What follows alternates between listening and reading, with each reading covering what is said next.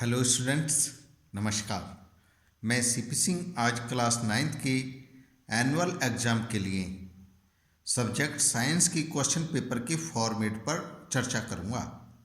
और आज हम यह समझने का प्रयास करेंगे कि क्वेश्चन पेपर में कितने क्वेश्चन आने वाले हैं। दरअसल 9th साइंस में 3 पोर्शन केमिस्ट्री, फिजिक्स और बायो शामिल हैं। किस स्ट्रीम मतलब केमिस्ट्री, फिजिक्स और बायो से कितने कितने मार्क्स का पूछा जाने वाला है। आपके लिए क्वेश्चन पेपर का फॉर्मेट समझना बहुत ज़रूरी है। साइंस एग्ज़ाम में अच्छे मार्क्स लाने के लिए यह बहुत ज़रूरी हो सकता है, आपके लिए हेल्पफुल हो सकता है। इसलिए पूरा वीडियो देखें। साथ ही मैं साइंस का एक सैम्पल पेपर भी आपको आज उपलब्ध कराऊंगा, जिसमें आपको अपनी तैयारी करने में हेल्प मिलेगी। आप इस सैम्पल पेपर को सॉल्व करें और यदि कोई प्रॉब्लम आती है तो कमेंट करके पूछें, आपकी प्रॉब्लम सॉल्व की जाएगी। और आइए जानते हैं कि अब इस क्वेश्चन पेपर में केमिस्ट्री के कौन से चैप्टर हैं, फिजिक्स के कौन से हैं और बायो के कौन से चैप्टर आपसे पूछे जाने वाले हैं। आइए जानते हैं। इसमें केमिस्ट्री का chapter number 3 that is the atoms and molecules. इस बार बोर्ड ने सेलेक्ट किया है कि जो एनुअल एग्ज़ाम होना है उसमें आपका केमिस्ट्री से चैप्टर 3 एटम्स एंड मॉलिक्यूल्स और चैप्टर 4 स्ट्रक्चर ऑफ एटम, ये दोनों चैप्टर पूछे जाएंगे। साथ ही बोर्ड ने ये भी डिसाइड किया, जो सीबीएसई बोर्ड है उसने डिसाइड किया, जो फॉर्मेट डिसाइड किया है उसमें बताया है कि केमिस्ट्री से 18 मार्क्स का पूछा जाना चाहिए। और इसी तरह से फिजिक्स में भी आपके जो चैप्टर हैं, एक है ग्रेविटेशन, और ग्रेविटेशन में जो पूछी जाने वाली चीज़ें हैं, universal law of gravitation, force of gravitation जिसे ग्रेविटी भी कहते हैं, और acceleration due to gravity, mass and weight, free fall, ये इन टॉपिक्स पर आपसे क्वेश्चन पूछा जा सकता है। और ग्रेविटेशन चैप्टर से आर्किमिडीज का प्रिंसिपल, फ्लोटेशन, etc ये उससे रूस्ट कर दिए गए, हटा दिए गए हैं। और इसी तरह से इसका दूसरा चैप्टर है वर्क एंड एनर्जी, जो फिजिक्स में आपसे पूछा जाने वाला है एग्जाम में, वर्क एंड एनर्जी। इसमें क्या क्या टॉपिक पूछे जा सकते हैं? वर्क डन बाय फोर्स और energy, power, kinetic and potential energy, और law of conservation of energy. इन टॉपिक्स पर आपसे क्वेश्चन पूछे जाने की संभावना है इस बार, जो बोर्ड ने डिसाइड किया है। इसी के साथ अब हम देखते हैं कि बायोलॉजी में आपसे क्या पूछा जाने वाला है। बायोलॉजी में आपसे पूछे जाने की संभावना है, मतलब बोर्ड ने जो डिसाइड किया है वो ये चैप्टर हैं, why do we fall ill, हम बीमार क्यों होते हैं, why do we fall ill, ये चैप्टर से क्वेश्चन आने की पूरी संभावना है, मतलब डिसाइड है। जिसमें टॉपिक हैं health and it's failure, infectious disease and non infectious disease, दोनों तरह की डिजीज़ पर आपसे क्वेश्चन पूछा जा सकता है। और डिजीज़ कॉज्ड बाय माइक्रोब्स, जैसे वायरस, बैक्टीरिया, प्रोटोजोआ, इनसे होने वाली बीमारियों पर भी कोई क्वेश्चन आ सकता है। और देयर प्रिवेंशन,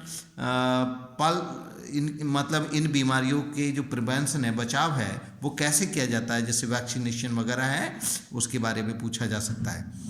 और पल्स पोलियो प्रोग्राम्स भी आपके सिलेबस में इंक्लूड किया गया इस बार एग्ज़ाम के लिए। और इसमें दूसरा चैप्टर लिया गया है नेचुरल रिसोर्सेज में एयर, वाटर एंड सॉइल को लिया गया है। और पॉल्यूशन, इसमें पॉल्यूशन को लिया गया। पॉल्यूशन है एयर, वाटर एंड सॉइल, तीनों का पॉल्यूशन भी इसमें पूछा जा सकता है। Holes in ozone layer, ozone hole के बारे में आपसे क्वेश्चन पूछा जा सकता है। Water, oxygen, carbon, nitrogen cycles पर भी आपसे क्वेश्चन पूछा जा सकता है। बोर्ड ने डिसाइड किया है केमिस्ट्री से 18 मार्क्स का क्वेश्चन पेपर में आने के लिए डिसाइड किया है। क्वेश्चन जो पूछे जाएंगे 18 मार्क्स के होंगे, और फिजिक्स में जो क्वेश्चन पूछे जाने के लिए बोर्ड ने डिसाइड किया है दैट इज द 14 मार्क्स, और बायोलॉजी से 8 मार्क्स का डिसाइड किया है। लेकिन ये चूँकि लोकल, एक तरह से लोकल एग्ज़ाम हो रहा है, तो इसमें स्कूल बाय स्कूल वैरी कर सकता है, ये कम या ज़्यादा हो सकते हैं। इसलिए आप अपने स्कूल के अकॉर्डिंग जिस भी स्कूल में आप पढ़ रहे हैं वहाँ पर टीचर्स ने आपको क्या सजेस्ट किया है, इस पर भी आपको ध्यान देना है। आइए अब हम समझते हैं क्वेश्चन पेपर का फॉर्मेट। क्वेश्चन पेपर का फॉर्मेट क्या होगा, इस पे हम चर्चा करेंगे। जो सैम्पल पेपर से हम समझने की कोशिश करते हैं, जो सैम्पल पेपर है साइंस का, क्लास 9 सब्जेक्ट साइंस, और there are 15 question in question paper. इस क्वेश्चन पेपर में आपका जो साइंस का एनुअल एग्जाम का क्वेश्चन पेपर आएगा, उसमें 15 क्वेश्चन होंगे अकॉर्डिंग द बोर्ड। बोर्ड ने जो फॉर्मेट डिसाइड किया है उसके अनुसार उसमें 15 क्वेश्चन होंगे। ऑल क्वेश्चंस आर कंपलसरी, सभी क्वेश्चन कंपलसरी भी होंगे। Section A consist 7 question. जो सेक्शन ए होगा 3 पार्ट में डिवाइड होगा आपका जो क्वेश्चन पेपर होगा, section A, section B and section C. Section A में 7 क्वेश्चंस होंगे, ईच ऑफ 2 मार्क्स, जो 2-2 मार्क्स के होंगे। And section B consist 6 question. Section B में 6 क्वेश्चन होंगे, ईच ऑफ 3 मार्क्स, सभी 3 मार्क्स के होंगे। और in the section C consist 2 questions. Section C में 2 क्वेश्चन होंगे, और जो कि होंगे केस बेस्ड क्वेश्चन। जो केस बेस्ड क्वेश्चन होंगे ईच ऑफ 4 मार्क्स, और वो उनके लिए हर एक के लिए 4 मार्क्स डिसाइड करे गए। और जो क्वेश्चन नंबर आपका जो सेक्शन ए है और सेक्शन बी है, इनमें इंटरनल चॉइस आपको मिल जाएगी। हो सकता है सेक्शन ए में आपको 2 क्वेश्चंस की इंटरनल चॉइस मिल जाए, और सेक्शन बी में भी 2 क्वेश्चन में इंटरनल चॉइस मिल जाए। अब हम ये क्वेश्चन का फॉर्मेट किस तरह से आने वाला, ब्लूप्रिंट एक तरह से हो गया ये। मतलब 6 सेक्शन ए में 7 question of 2 marks, section B में 6 क्वेश्चन ऑफ 3 मार्क्स ईच, और सेक्शन सी में 2 क्वेश्चंस 4 मार्क्स ईच। अब हम इसके सैम्पल पेपर को स्टार्ट करते हैं। Section A. सेक्शन ए में इस तरह से आपको तैयारी करनी है कि जिस तरह से ये क्वेश्चन है, write down the electronic configuration of sodium. जैसे इसमें सोडियम का आपसे इलेक्ट्रॉनिक कॉन्फ़िगरेशन पूछा गया है, आप बता सकते हैं। जैसे मैं थोड़ा सा हिंट कर देता हूँ आपको। जो क्लोरीन है, क्लोरीन का सिंबल होता है Cl, और इसका जो एटॉमिक नंबर होता है दैट इज 17। तो number of electron equal to 17, और इलेक्ट्रॉनिक कॉन्फ़िगरेशन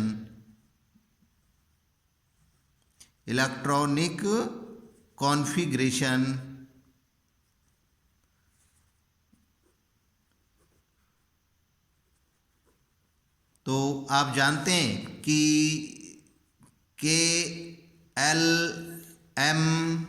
अब देखिए कितनी सेल बनती हैं। पहली सेल में आप जानते हैं 2 एटम, पहली सेल K सेल जो होती है उसमें मैक्सिमम 2 इलेक्ट्रॉन्स हो सकते हैं। दूसरी सेल में मैक्सिमम 8 इलेक्ट्रॉन्स हो सकते हैं। तो ये 10 हो गए और ये 17 हैं, तो अब बचते हैं M सेल के लिए 7। तो इस तरह से ये 287 is the electronic configuration of chlorine. अब इसमें एक बात और पूछी गई है, write down the valency of sodium also. Next one, जैसे सोडियम है, सोडियम में इलेक्ट्रॉनिक एटॉमिक नंबर होता है 11, तो नंबर ऑफ इलेक्ट्रॉन्स हो जाएगा इक्वल टू 11। तो जैसे नंबर ऑफ इलेक्ट्रॉन्स हो गए 11 और इलेक्ट्रॉनिक कॉन्फ़िगरेशन हो जाएगा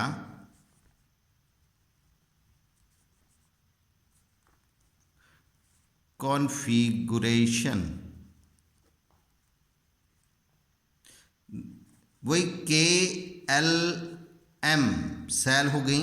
और जब हम 11 को इसमें बांटेंगे तो K सेल में 2 इलेक्ट्रॉन्स हो गए, L सेल में 8 हो गए, 2 8 10 हो गया, ये टोटल 11 हैं। तो 1 और बचता है, that will go in M shell, जो M सेल में होगा। तो इस तरह से it is the electronic configuration of sodium is 281। Understood. इसी तरह से आप इस किसी भी एलिमेंट का इलेक्ट्रॉनिक कॉन्फ़िगरेशन लिख सकते हैं। Second one question, give evidence for the existence of nucleus in an atom.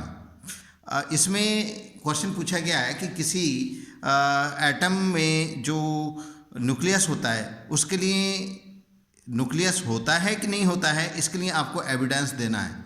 Evidence में आप एक्सपेरिमेंट ऑफ रदरफोर्ड ले सकते हैं, जो गोल्ड फॉयल वाला एक्सपेरिमेंट है रदरफोर्ड का, उसका जिक्र आप इसमें कर सकते हैं। एक बार आप स्टडी करेंगे, अगर आपको समझ में आ जाता है लिखेंगे, उसे समझेंगे और आप चेक करा सकते हैं उसे अपने टीचर से, और उसके बाद या मेरे से डिस्कस कर सकते हैं अगर आपको कोई प्रॉब्लम आती है तो आप एविडेंस देंगे इसके लिए। इसमें और आ गया, मतलब इंटरनल चॉइस मिल गई आपको। Why inert gases have zero valency. जो इनर्ट गैसेज होती हैं उनकी वैलेंसी जीरो क्यों होती है, इसको आपको आंसर देना है। और इसके लिए वैसे तो मैं थोड़ा सा हिंट कर देता हूँ, क्यों, because all inert gases have outer most shell fulfill. उसकी जो आउटर मोस्ट सेल होती है वो कंप्लीटली फिल होती है, मोस्टली हीलियम को छोड़कर। सभी जो इनर्ट गैसेज हैं उनकी आउटर मोस्ट सेल में 8 इलेक्ट्रॉन होते हैं, इसलिए उनकी वैलेंसी जीरो होती है। इसी तरह से चलते हैं हम नेक्स्ट क्वेश्चन पर। The number of electrons in an atom is 8 and number of protons is also 8। किसी एटम में के न्यूक्लियस में 8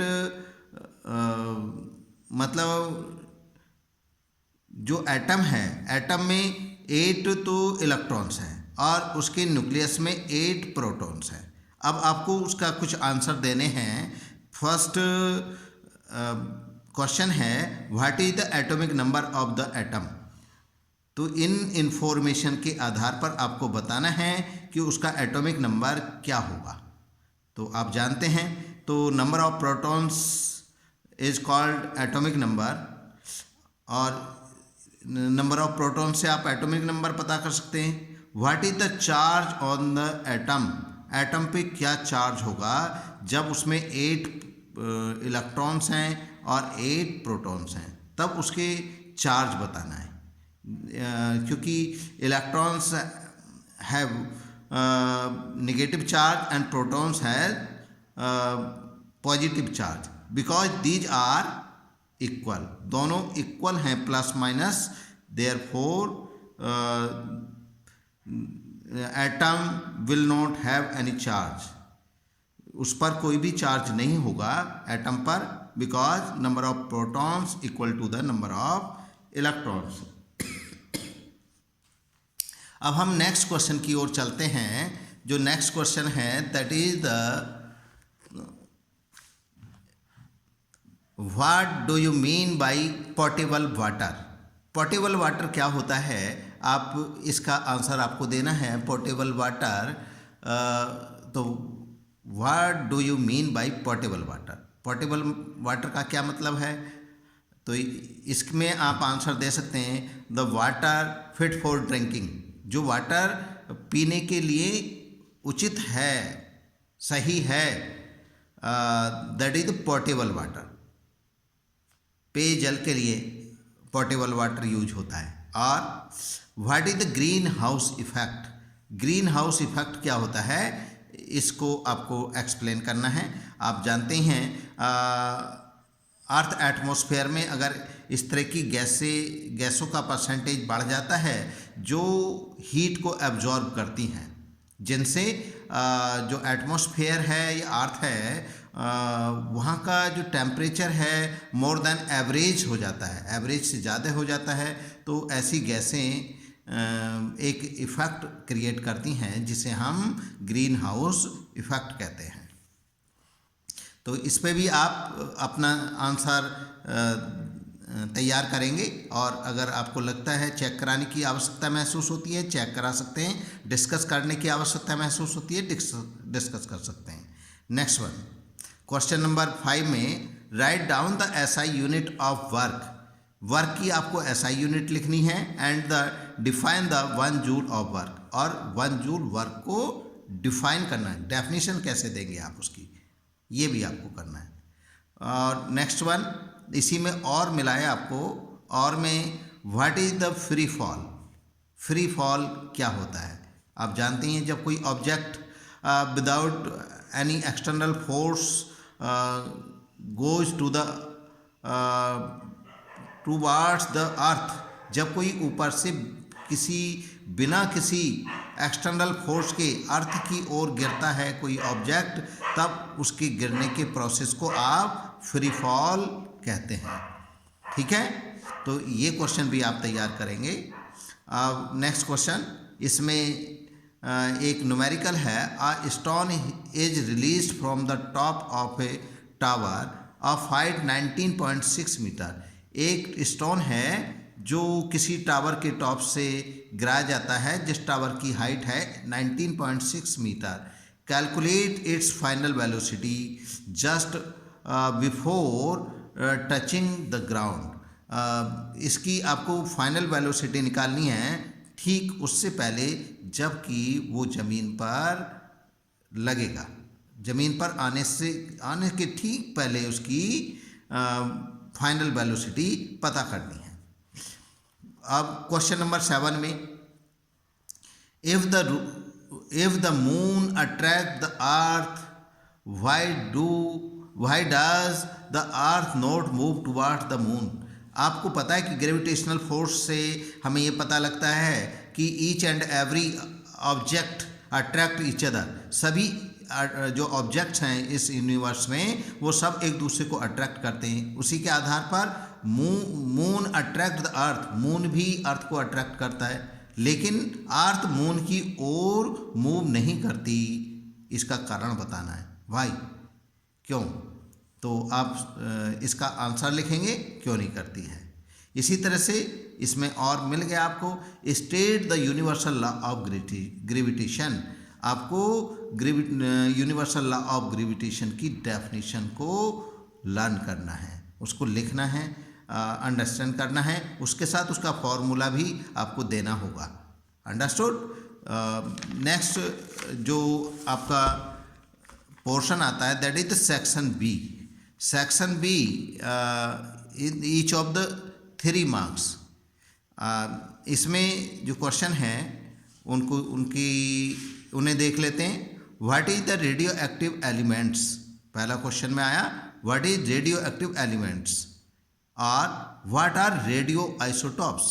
इनमें से किसी एक को बताना, रेडियो एक्टिव एलिमेंट्स या रेडियो आइसोटॉप्स, किसी एक की आपको इसमें डिस्कस करना है और आप तैयार कर लेंगे।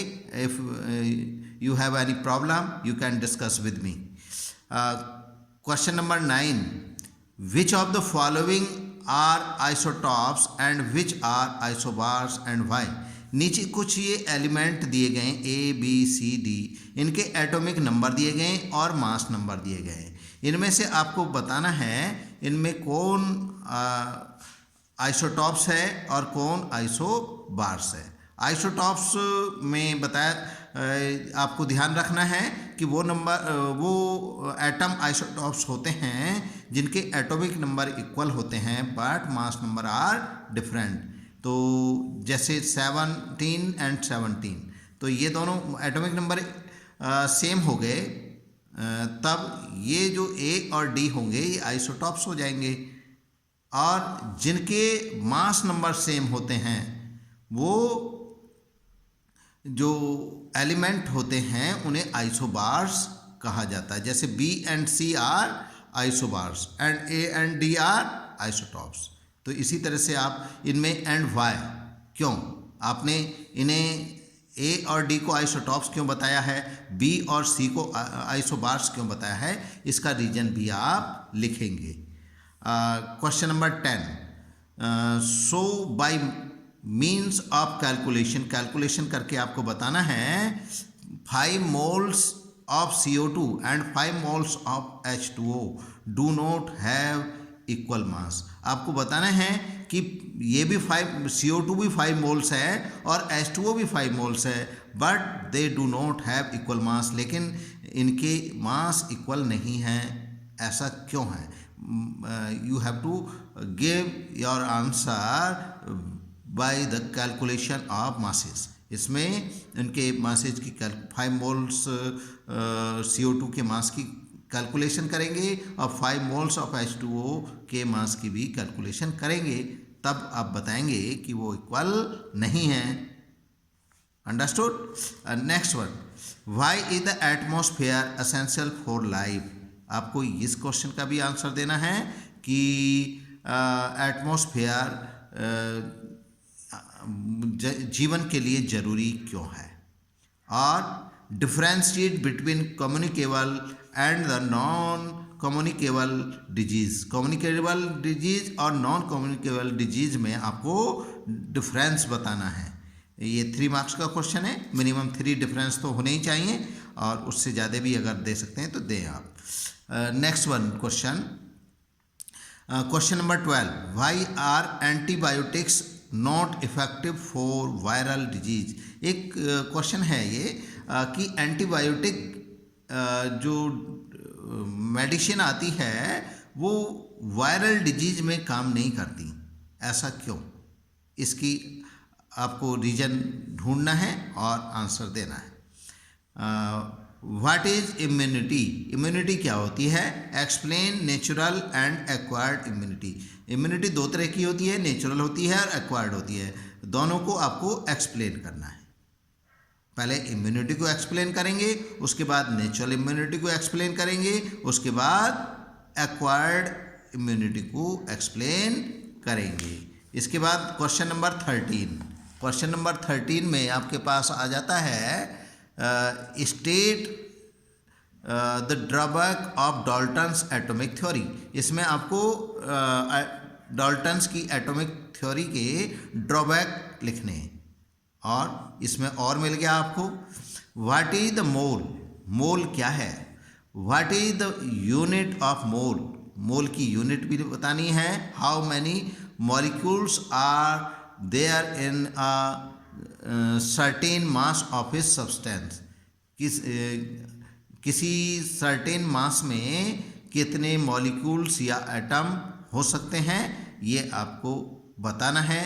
क्वेश्चन नंबर 13 में अगर आप इनमें से और में से एक का आंसर देंगे, चाहे ड्रॉबैक कर दे दें या मोल के बारे में लिखें, लेकिन आपका जो क्वेश्चन पेपर है उसमें इनमें से कोई सा क्वेश्चन भी हो सकता है, या दोनों हो सकते हैं, या दोनों नहीं भी हो सकते। तो ऐसे में आपको दोनों क्वेश्चन तैयार होने चाहिए, तभी आप उस क्वेश्चन पेपर को ठीक से एग्जाम में सॉल्व कर पाएंगे। अब सेक्शन सी आता है।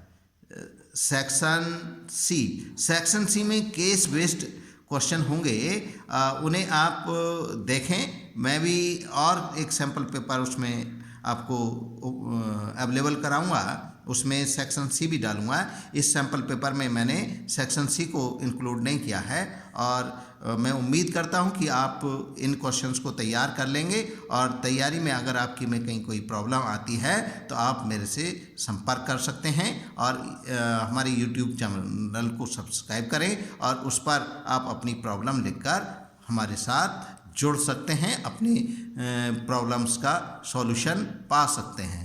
Okay, thank you.